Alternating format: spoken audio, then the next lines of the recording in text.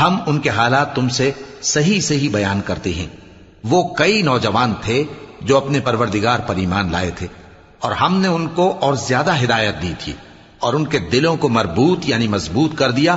جب وہ اٹھ کھڑے ہوئے تو کہنے لگے کہ ہمارا پروردگار آسمانوں اور زمین کا مالک ہے، ہم اس کے سوا کسی کو معبود سمجھ کر نہ پکاریں گے۔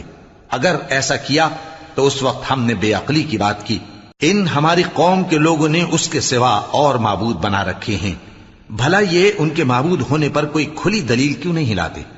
تو اس سے زیادہ کون ظالم ہے جو اللہ پر جھوٹ باندھے؟ اور جب تم نے ان مشرکوں سے اور جن کی یہ اللہ کے سوا عبادت کرتے ہیں ان سے کنارہ کر لیا ہے تو غار میں چل رہو، تمہارا پروردگار تمہارے لیے اپنی رحمت وسیع کر دے گا اور تمہارے کاموں میں آسانی کے سامان مہیا کرے گا۔ اور جب سورج نکلے تو تم دیکھو کہ دھوپ ان کے غار سے داہنی طرف سمٹ جائے، اور جب غروب ہو